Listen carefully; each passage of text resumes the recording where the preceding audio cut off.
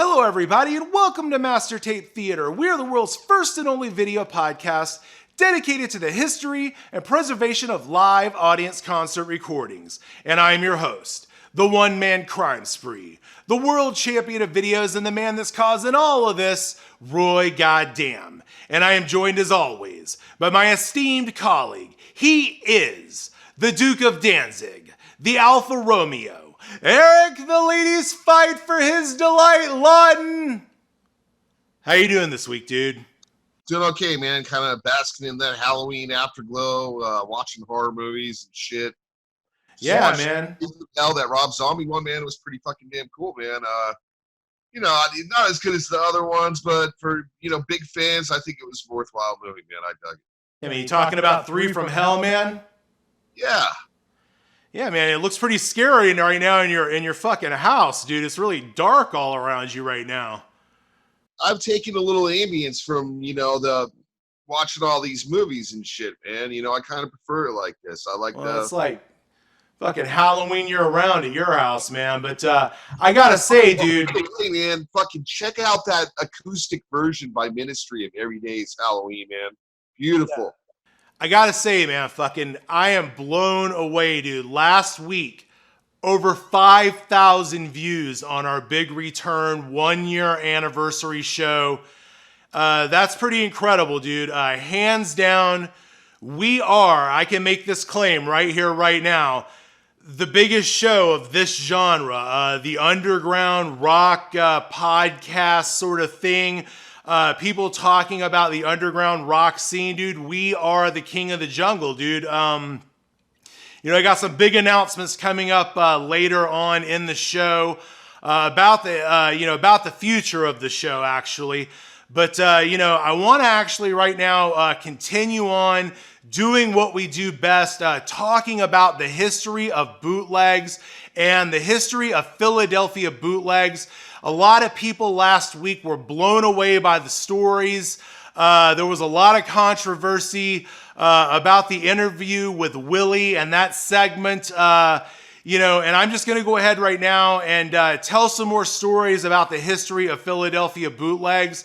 And, man, the project of Master Tape Network and the legacy project that I started actually started even earlier than this. Let me go ahead and tell you guys some more stories. I'm going to expand a little bit more about last week. I was telling you guys that I was there right when they were recording a lot of those in-house feeds at the Camden Center there, the Pro Shots, okay? So I was hanging out with Joe and Nick at their house, man. So let me tell everybody the story about how that all came to pass, okay? So, wow, I really set out to sort of acquire every single bootleg on Earth in the year 2003. When DVDs were in their infancy, I was sort of the very first guy to figure out how to do DVDs. If you watch the show about the Kiss Vision remasters, I was sort of the first guy to figure out DVDs and, doing menuing and authoring and all that stuff. I mean, before Joe and all those guys, they actually had gotten a freestanding burner and they were transferring all of their high eights and their digital stuff to DVDs. So I had a friend out in Cali who was basically just a pirate. I mean, this guy was cutthroat. He would copy anything. I mean, literally movies, you name it, anything goes. The sky was the limit. He used to do comic conventions. His name was Gary Ramos. I might be mispronouncing that a little now, but and he had another partner by the name of Chris.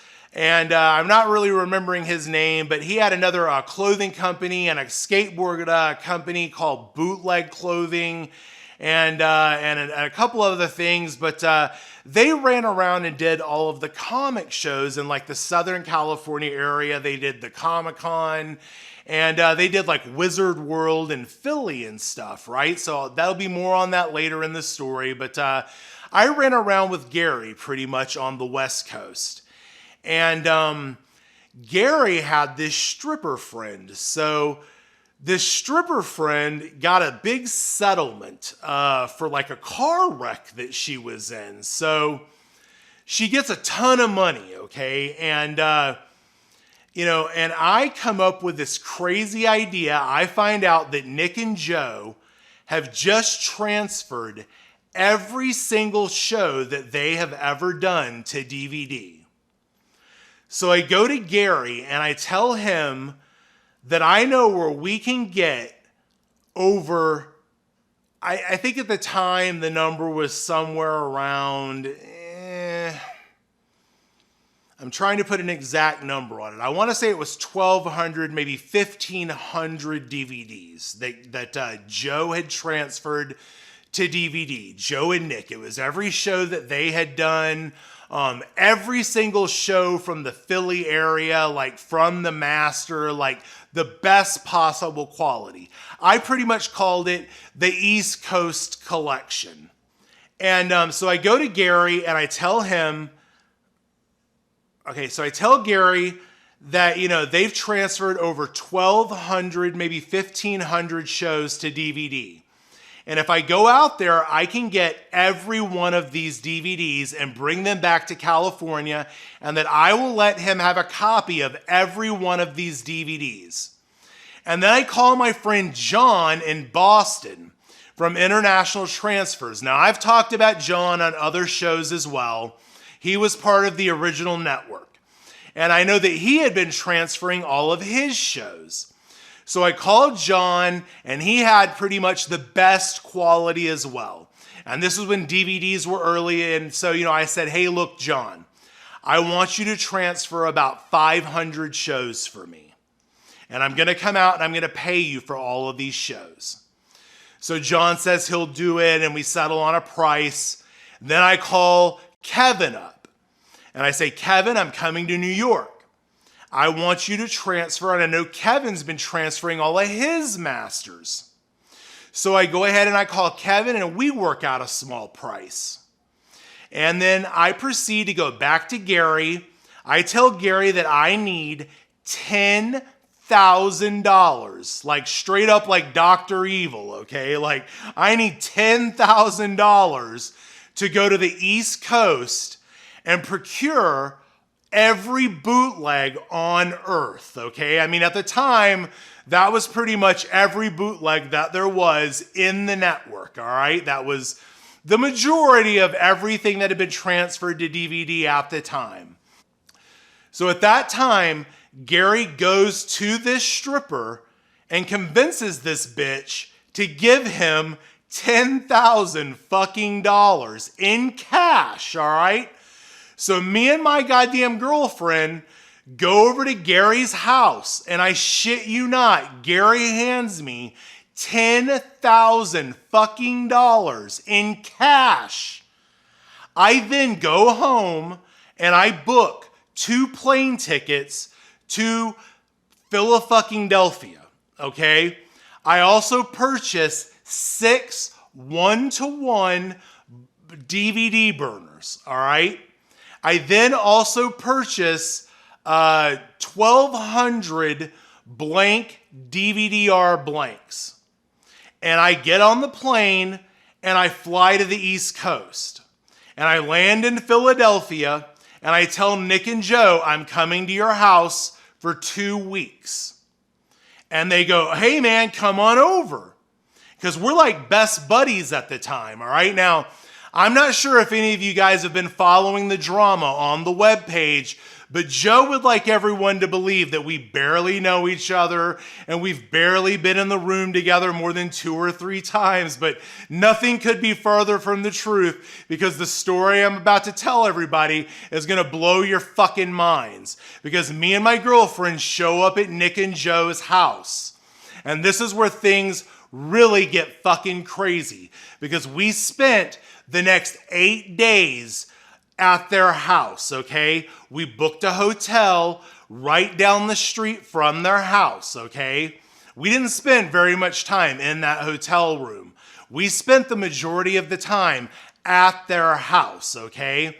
Literally dubbing around the clock. Around the clock. I mean morning, noon, and night. We would take shifts. If I wasn't dubbing discs, Joe was dubbing discs. If he wasn't dubbing discs, Nick was dubbing discs. Now it gets crazier, all right? Now I told everybody that Nick used to pretty much be, the Coke gateway to the stars. And Nick, and Joe were pretty much, Joe was the errand boy, was, as I said before, to, the promoters and all the bands and all that stuff. And every word of that was true. And, Joe has been all up on my motherfucking, YouTube page trying to cool a guy, acting like none of that shit's true, but it's all true. And while I was at their house, it gets even better. I mean, dude, literally, they would be offended if we would not do, rails of Coke with them around the clock. I mean, I was so fucking wired for 2 weeks straight that I actually had to change my plane tickets. I was on the East Coast for 3 weeks, man. I'm going to extend this story. This is one of the craziest stories of all fucking time, man. I got to get a drink of water right now, man. It's craziest fucking story ever. I mean, seriously. So we're at their house, man. I mean, around the clock. While I'm at their house, mind you, get this shit. They're on eBay, right? They're banging cells. Bam, bam, bam. Hundreds, thousands of fucking dollars coming in on eBay, selling those Tweeter Center fucking shows, the pro shots. They're brokering fucking deals for all of those pro shot shows. They're filming every goddamn band you can think of, dude. The Electric Factory, the fucking the goddamn TLA Theater, every goddamn venue in Philly. They had that shit on lockdown, dude. I mean, it was crazy. I left Philadelphia with fucking over fucking 1,200 dubs of fucking DVDs. I put them into an SUV and I drove to Boston, Massachusetts, where I proceeded to crash and burn for 3 days, man. I spent 3 days in a hotel. Fucking dude, I mean, me and my woman couldn't get out of the fucking bed. We were so goddamn, I mean, we hit the wall, dude. But let me backtrack to Philadelphia, okay? Let me backtrack to Philadelphia, dude, because while I was in Philly, dude, I mean, even though we were doing just rail after rail after rail of Coke, dude, and it gets better because Nick's house, I mean, dude, which was like, gifted to him by his fucking family, dude. I mean, Nick was like a spoiled, rich fucking little bitch, dude. I mean, like, I love Nick to death, dude, but like every word of what I'm telling you people here is true, all right? They're going to try to tell everybody I don't really know them and these stories aren't fucking true. Oh, but they're all fucking true. All right, and every word of the rest of this show is all fucking true. And every word of every goddamn show on Master Tape Theater has been true. I am the history book of bootlegs, okay? So I don't want anyone to have any doubts about anything that I have ever said. All right, because there are a lot of people running around out there saying that I'm a liar and the things that I say aren't true, but they're all fucking true. So let's continue back to the story because hold on to your fucking seats, people. It gets fucking better. So literally, stolen TVs are being dealt out of the fucking house. This house is literally, I mean, not even a goddamn block. It is across the fucking street from the fucking police station, dude. I was scared out of my goddamn balls. But you know what? I was committed to the cause. You know why I wanted to do this? For the fucking history of bootlegs. I wanted those fucking tapes, man.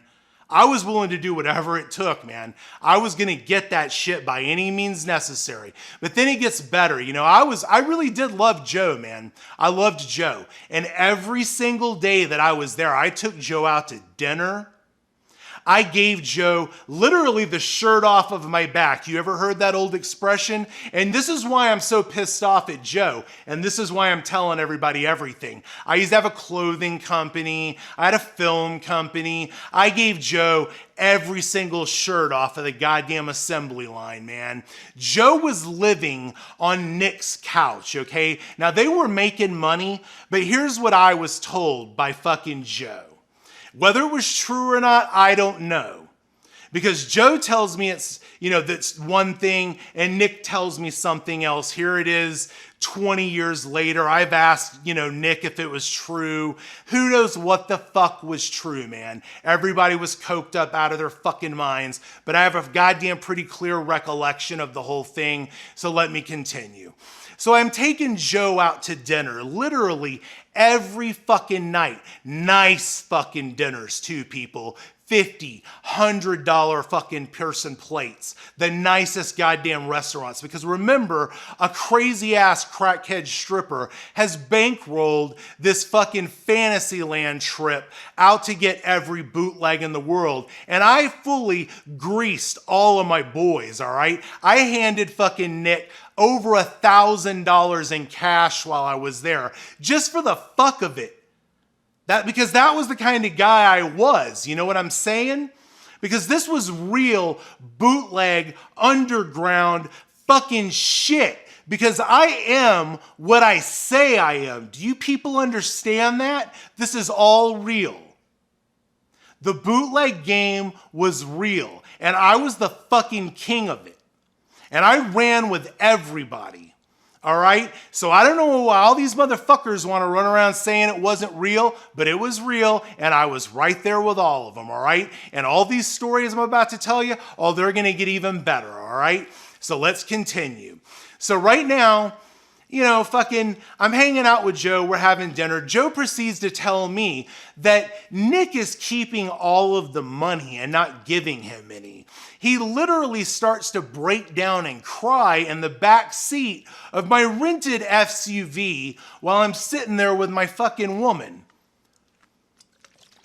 He proceeds to tell me that he needs money because he needs to get the fuck out of Nick's house, that Nick is becoming abusive, that he thinks it's because of the drugs or whatever. And I don't really know what to believe, dude. We're all coked up and shit. It's fucking crazy. So, dude, how long have they been together at that point? Dude, I don't know, man. They lived with each other for like 20 fucking years. So who knows what the fucking real story is? Because neither of these two cocksuckers are going to tell me the fucking real story now. All I can tell you is what happened while I was there. And this is what happened. So he tells me Nick is fucking abusive and I need money to get off of Nick's couch and get the fuck out of his house. Because as we all know, he now lives with his parents because he's such a responsible, great person and everything. So anyway, let's continue. Well, maybe he was battered to the point where he had to go back to his mom or something, Anyway, dude. So I give fucking Joe another $1,000 fucking dollars, dude, right out of my pocket, right there on the spot. Okay, so I've now given, dude, when I walked in the house and I gave Nick money, he was happy. He's like, dude, Roy just gave me all this money. And, he made a big deal out of it. And, Joe said, don't tell Nick you gave me this money. But I gave him the money. And, and I don't really know what the fuck happened. But at any rate, shortly after I left Philadelphia, I was told by Joe that he was kicked out of the house by Nick and that Nick kept all of the DVDs and all of his masters, okay? I don't know how that was ever resolved. I don't know who got to keep what or who had what, okay? Here we are 20 years later, okay? That part I don't know the finish on, but I do know the story I just told everybody was true. And those are the kind of people that we're dealing with. And now let's get to the Willy and Joe story, okay?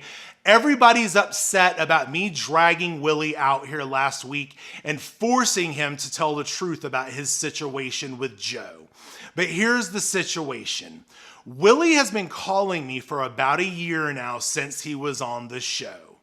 And all I can tell you is this. he has been basically having the same conversation with me over and over for about a year now. And I don't want to say anything disparaging about Willy. I didn't say anything about disparaging about Willy on the last show. There was been some kind of misunderstanding. If you look at the message board, Willy said, "I'm not mentally ill." Now, if you watch the last show, what I said was, after I talked to Joe, Joe said to me, "Willy's fucking crazy. Stay out of my business." So what I said was, Joe said Willy's crazy. But here's the truth of the fucking facts of the matter. Willy's been calling me for the last year, having the same conversation over and over. And it's quite disturbing. So in my estimation, here's what's going on with Joe and Willy. And this is my final thoughts on the whole deal. Joe didn't send the masters back. Joe didn't send the hard drives to Willy.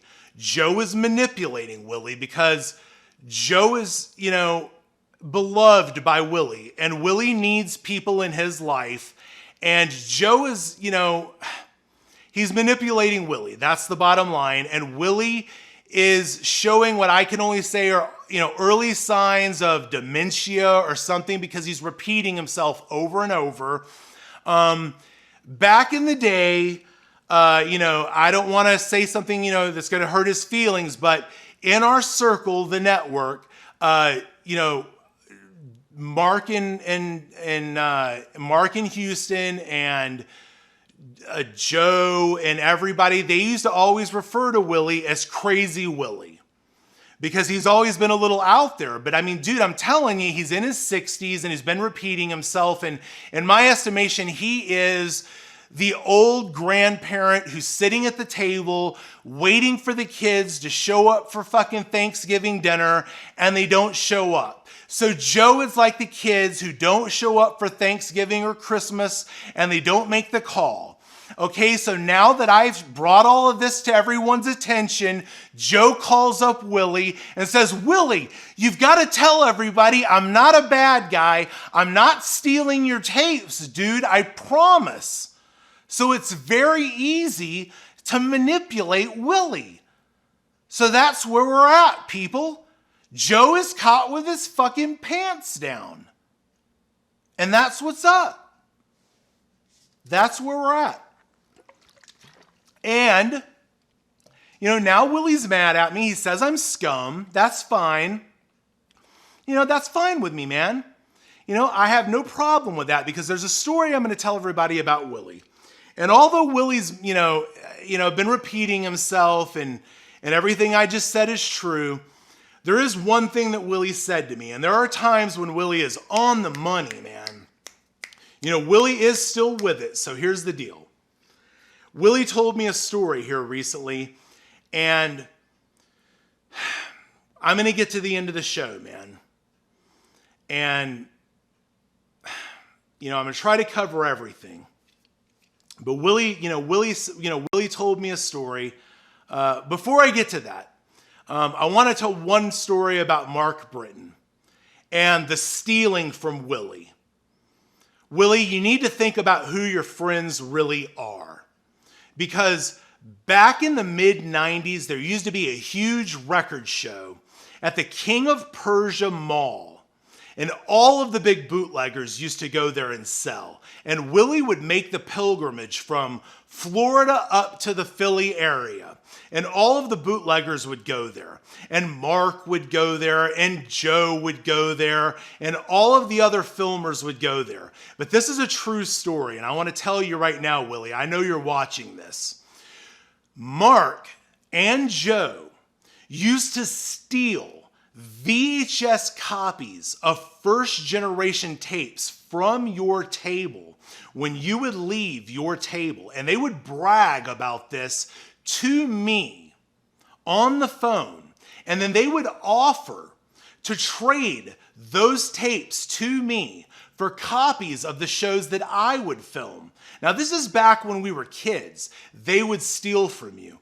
Now, if they would do that back when we were kids, what would stop Joe from stealing from you now or manipulating you now. Now I want to get back to the finish of my story about Willy. Now recently when I reconnected with Willy, and we had our conversations about Joe Burns. And I said, this is unacceptable behavior for Joe not to, out of respect, send you the hard drives of all of these transfers of these important documents that you created, the history that you created. And I asked him, why do you put up with that?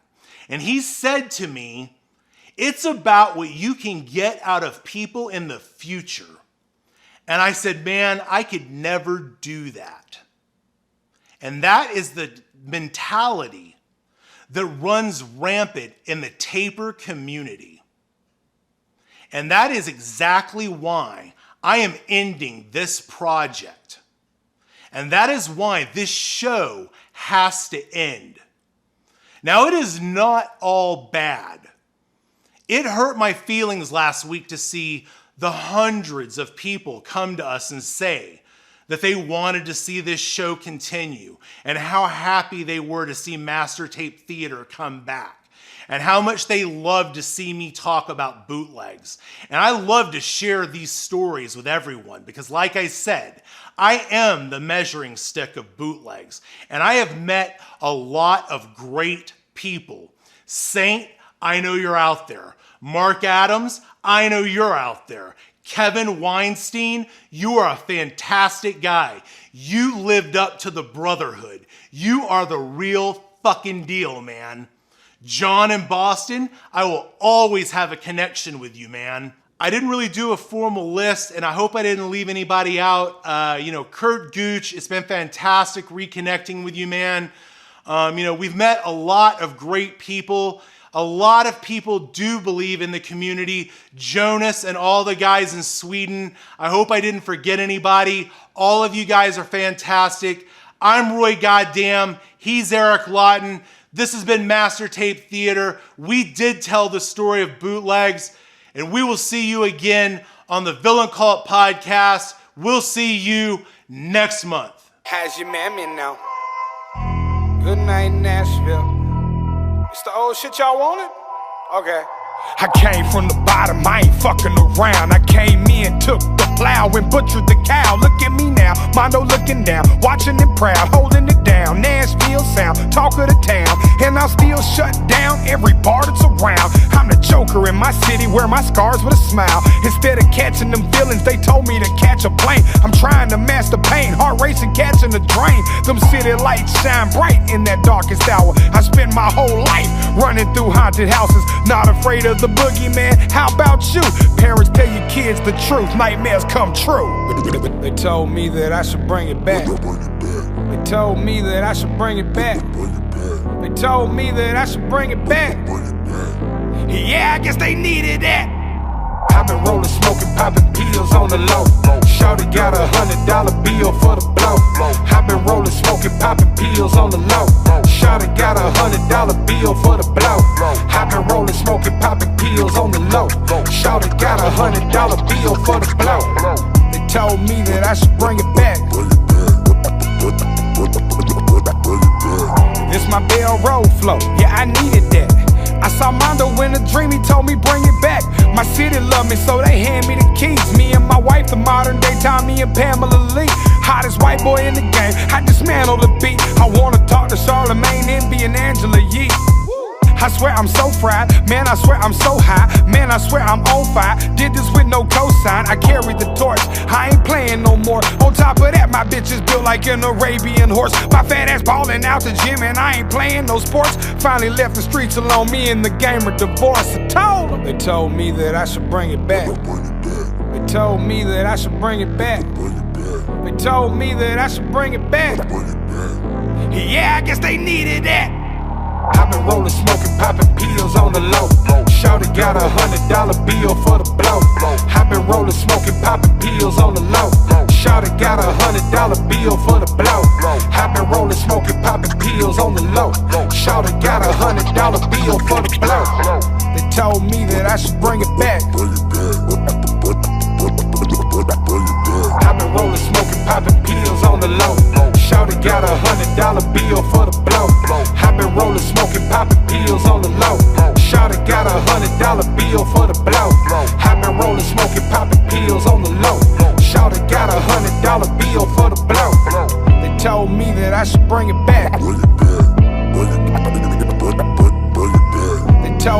I should bring it back. Bring it back. Yeah, I guess they needed that. They told me that I should bring it back. They told me that I should bring it back. Yeah, I guess they needed that.